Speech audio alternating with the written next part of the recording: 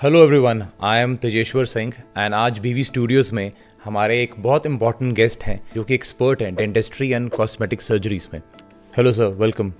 Thank you Tej. Sir, आप please अपने बारे में थोड़ा इंट्रोडक्शन में अगर आप ब्रीफली कुछ बता सकते। तो मेरा नाम है डॉक्टर शरद आर्य और मेरी ग्रेजुएशन है डेंटिस्ट्री में।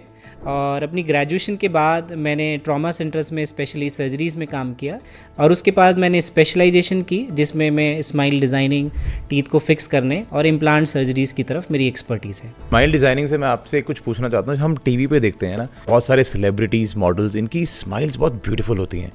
तो जस्ट टेल मी ऑनेस्टली, आपको लगता है कि वो एक्चुअली उनकी स्माइल्स इतनी ब्यूटीफुल हैं कि वो थोड़ी क्रिएटेड रहती हैं? Be very honest sir. तेज, बहुत ही अच्छा क्वेश्चन है ये, क्योंकि आज हर दिन मेरे पास जो क्लाइंट्स हैं, जो इनकी इंक्वायरीज़ हैं, उसमें सबसे पहला क्वेश्चन ये होता है कि हम लोग इन एक्टर्स की तरह सुंदर और अच्छे कैसे दिख सकते हैं। और मैं आपको बता दूं, इसकी एक बहुत ही अमेजिंग जर्नी है। इस जर्नी में इनके पीछे बहुत सारे एक्सपर्ट डॉक्टर्स, जहाँ बात थी एडवांस काम करने के लिए, तो हमें कुछ ऐसे इंस्ट्रूमेंट्स की ज़रूरत थी जो इनिशियली अवेलेबल नहीं थे। तो इस पूरी जर्नी में एक कंपनी ने मेरी काफ़ी हेल्प की है जिनका नाम है ओरा क्राफ्ट। और ये स्पेशलाइज इंस्ट्रूमेंट बनाने में हमारी हेल्प करते थे। सर, ओरा क्राफ्ट की आपने बात करी। हम किसी भी अगर कंपनी की बात करते हैं तो आजकल लोग are pretty much vigilant about quality and standards of the products which the dentists used, right?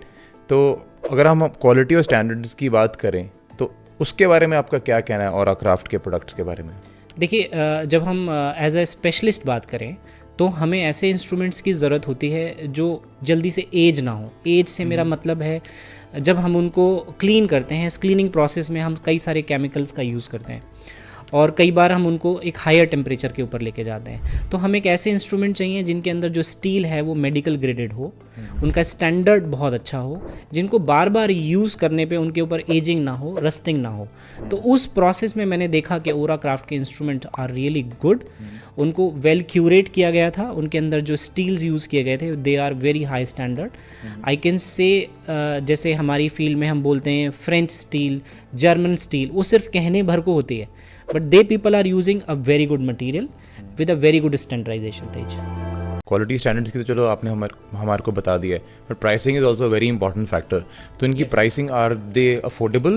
Yes, तेज, the biggest example for that I'll tell you, जब मैंने अपनी प्रैक्टिस को शुरू किया था तो सबसे बड़ा चैलेंज था अफोर्डेबिलिटी। 2010-2012 में इंस्ट्रूमेंट्स तो अच्छे अवेलेबल थे, लेकिन वो सब हमें यूरोपियन कंट्रीज से, अमेरिकन कंट्रीज से इंपोर्ट करने होते थे और वो जर्नी बहुत पेनफुल थी। मैंने बहुत सारी कंपनियों के साथ डिस्कस किया।